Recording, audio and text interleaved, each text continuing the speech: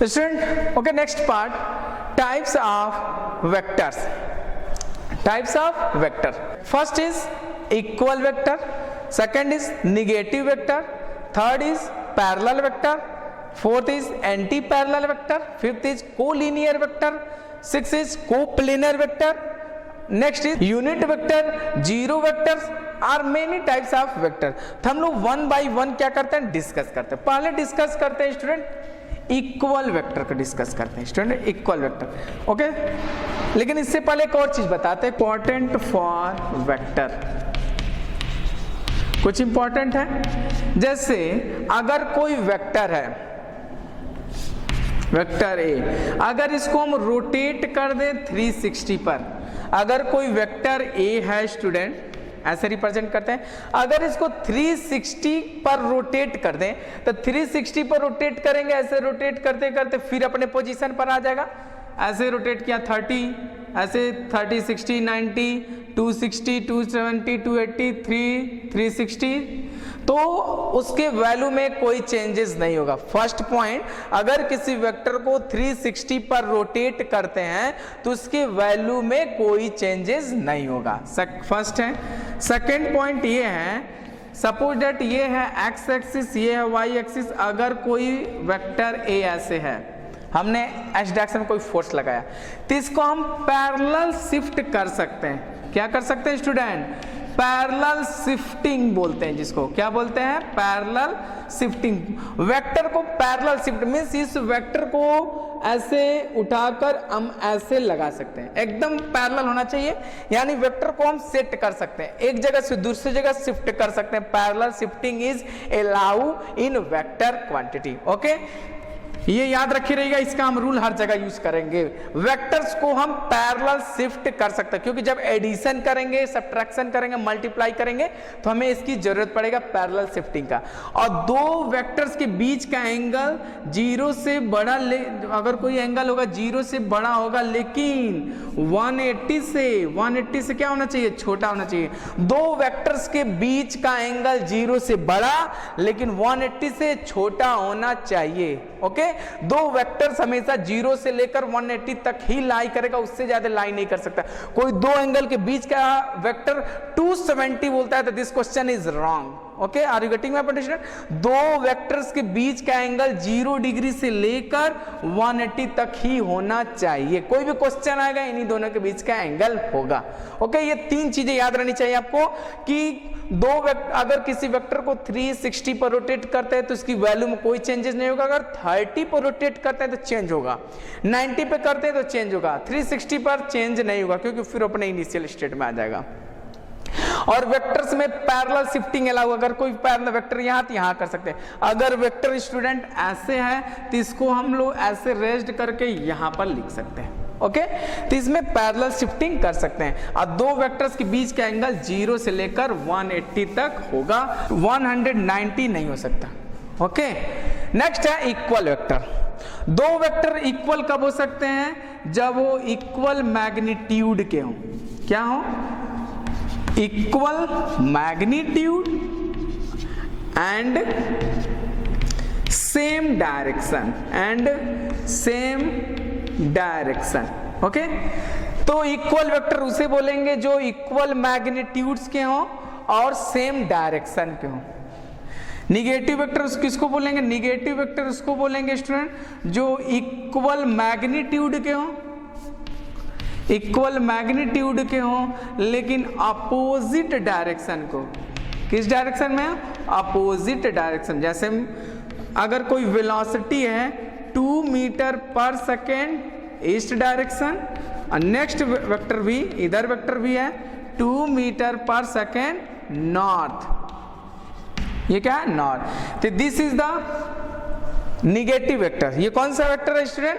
Negative vector है. अगर मैं बोलूं कोई वेलोसिटी है 2 मीटर पर सेकेंड ईस्ट और नेक्स्ट जो वेलोसिटी है 2 मीटर पर सेकेंड ईस्ट, तो ये देखिए इसमें तो मैग्नीट्यूड सेम है लेकिन डायरेक्शन अपोजिट है, तो ये कौन सा हो जाएगा? निगेटिव वेक्टर होगा। यहां देखिए मैग्नीट्यूड भी सेम है और डायरेक्शन भी सेम है, तो इसको कौन सा वेक्टर बोलेंगे? इक्वल मैग्नीट्यूड बोलेंगे। क्या बोलेंगे? इक्वल मैग्नीट्यूड बोलेंगे। नेक्स्ट है पैरेलल वेक्टर। पैरेलल वेक्टर देखिए, एक वेक्टर ए ये है और एक वेक्टर ये है, तीन दोनों के बीच ये दोनों वेक्टर कौन से होंगे? Parallel vector. वेक्टर ए और वेक्टर बी क्या होंगे? पैरेलल वेक्टर होंगे, लेकिन डायरेक्शन सेम होना चाहिए और उनके बीच का एंगल 0 डिग्री। उनके बीच का एंगल क्या होगा student? 0 degree. This is the parallel vector. Anti parallel vector किसको बोलेंगे? एक वेक्टर ये और एक वेक्टर ये, तो ये एंटी पैरेलल होगा। क्या होगा? Anti parallel. एंटी पैरेलल उनको बोलेंगे जिनका डायरेक्शन क्या हो? अपोजिट, और उनके बीच का एंगल क्या हो? 180। जैसे देखिए, एक इधर जा रहा है, एक इधर, जब इनके टेल से टेल को मिलाएंगे तो इनके बीच का एंगल 180। इनके टेल से टेल नहीं मिलाना क्योंकि इनका डायरेक्शन मिलेगा ही नहीं, क्योंकि पैरेलल शिफ्टिंग करेंगे आप। पैरेलल शिफ्टिंग करेंगे तो इसके ऊपर ही आ जाएगा, तो इसलिए एंगल क्या होगा? 0। यहाँ टेल से टेल मिलाएंगे तो इसको पैरेलल शिफ्टिंग कर सकते हैं। ऐसे ला के ऐसे सीधे लाकर ऐसे ऐड करेंगे तो इनको दोनों के बीच के डायरेक्शन का एंगल क्या बनेगा? 180 बनेगा। तो ये पैरेलल, ये आपका पैरेलल वेक्टर है और ये आपका एंटी पैरेलल वेक्टर है। ओके। कोलिनियर वेक्टर किसको बोलते हैं स्टूडेंट? जैसे कोलिनियर वेक्टर, कोई vector A, vector B, vector C, जो एक ही लाइन में तीनों वेक्टर क्या कर रहे हैं? लाई कर रहे हैं, इसको बोलेंगे कोलिनियर वेक्टर बोलेंगे। और कोप्लेनर वेक्टर किसको बोलेंगे स्टूडेंट? कोई वेक्टर एक ही प्लेन में क्या कर रहे हैं? लाई कर रहे हैं। एक ही प्लेन में क्या कर रहे हैं स्टूडेंट? लाई कर। Which lie in a same line, which lie in a same plane. तो which lie in a same line is called collinear vector, which lie in a same plane is known as coplanar vector, concurrent vector.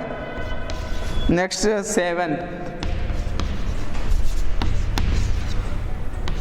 Concurrent vector. दो या अधिक कोई vector एक ही point पर आकर match करें। जैसे ये है वेक्टर ए, ये है वेक्टर बी, ये है वेक्टर सी, जिसको हम क्या बोलेंगे? कॉनकरेंट वेक्टर। जो तीनों वेक्टर्स आके एक पॉइंट पर आके मिलेंगे उसको क्या बोलेंगे स्टूडेंट? एक पॉइंट पर आकर इंटरसेक्ट करेंगे उसको बोलेंगे कॉनकरेंट वेक्टर। समझ में आया? हमने कहा ना, दो या दो से अधिक कोई vector, vector A, vector B, vector C, वो एक पॉइंट पर आकर जब उसको मिलेंगे तो उसको हम कौन सा वेक्टर बोलेंगे? कॉनकरेंट वेक्टर बोलेंगे। ओके। जो next is a unit vector. Next is a unit vector. This is the most important vector, unit vector. Okay student, इसका बहुत ही इंपॉर्टेंस रोल होगा वेक्टर में। इसको आपको बहुत ही इजीली वैसे मैं समझाऊंगा और आपको समझना होगा। यूनिट वेक्टर क्या होता है? यूनिट वेक्टर उसको बोलते हैं जिसका मैग्नीट्यूड 1 मिले। जिस भी वेक्टर का मैग्नीट्यूड क्या मिले? यूनिट मिले। क्या मिले? यूनिट। 1 यूनिट या 1 रिजल्ट मिले उसको क्या बोलेंगे? Unit vector. उस वेक्टर को यूनिट वेक्टर बोलेंगे जिसका हमको मैग्नीट्यूड या रिजल्ट हमको क्या मिले? 1 मिले, उसको यूनिट वेक्टर बोलते हैं। इसका अलग एक रिप्रेजेंटेशन है यूनिट वेक्टर को। अगर मान लीजिए कोई वेक्टर ए वेक्टर है, कोई यूनिट वेक्टर है, उसका रिजल्ट हमको 1 यूनिट मिला है, तो उसको रिप्रेजेंट करेंगे ए कैप से। तो यूनिट वेक्टर को कैसे रिप्रेजेंट करते हैं? A cap. इसको पढ़ेंगे ए कैप। इसको ऐसे टोपी पहना देंगे, ऐसे कैप, ए कैप। तो यूनिट वेक्टर को कैसे रिप्रेजेंट करेंगे? ए कैप से। और यूनिट वेक्टर हमको वेक्टर में क्या देता है?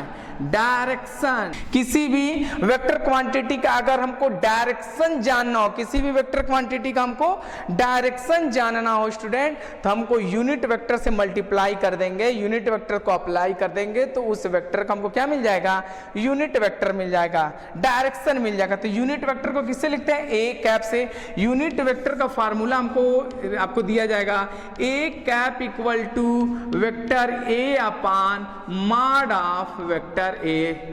क्योंकि मान लीजिए वेक्टर ए में अगर कोई वेक्टर है, अगर उतने ही वेक्टर के मैग्नीट्यूड से डिवाइड कर देंगे तो रिजल्ट 1 मिलेगा ही, क्योंकि सेम नंबर से डिवाइड कर रहे हैं। तो यूनिट वेक्टर इक्वल टू होता है A cap equal to vector A upon mod of vector A.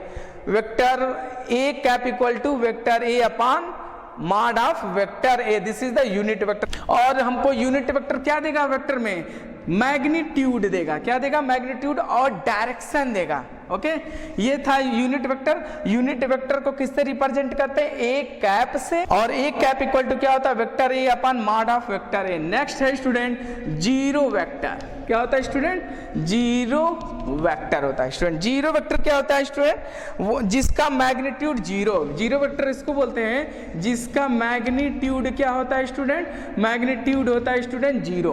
Okay student, zero vector उसको बोलेंगे कि दो वेक्टर ए है और एक वेक्टर बी है, उसको ऐसे अप्लाई किया जाए कि हमको मैग्नीट्यूड जीरो मिले। मैग्नीट्यूड जीरो मिले जिसको क्या बोलेंगे स्टूडेंट? Zero vector. जिसको हमको मैग्नीट्यूड क्या मिल रहा है? जीरो। जिसको हम क्या बोलेंगे स्टूडेंट? जीरो वेक्टर बोलेंगे। ओके स्टूडेंट, इसका एक ऑर्डिनरी डायरेक्शन, कोई डायरेक्शन नहीं होता, जीरो का कोई डायरेक्शन नहीं होता है। तो जीरो वेक्टर का फील आप जब हम और आगे वेक्टर पढ़ेंगे, क्रॉस प्रोडक्ट, जैसे मान लेते हैं अभी थोड़ा बहुत राइट करते हैं assumption example, vector A cross vector B की वैल्यू हमको जीरो मिल गया। अगर कोई दो वेक्टर है, वेक्टर ए और वेक्टर बी, दोनों का हमने जब क्रॉस प्रोडक्ट लिया तो रिजल्ट हमको जीरो मिला। तो ये रिजल्ट आपको लग रहा है नंबर है, रिजल्ट क्या मिला? Zero sir number, this is the scalar quantity, but no, this is the vector quantity. जब दो वेक्टर का क्रॉस प्रोडक्ट लें और वेक्टर ए और वेक्टर बी के परपेंडिकुलर हो, दोनों परपेंडिकुलर हो, तो हमको रिजल्ट क्या मिलेगा? जीरो वेक्टर मिलेगा। ओके स्टूडेंट, तो जीरो वेक्टर किसको बोलेंगे? जिसका मैग्नीट्यूड क्या हो? जीरो। तो this is the several types of vector: equal vector, negative, parallel, anti parallel, collinear, coplanar, concurrent vector, unit vector and zero vector. Okay, thank you.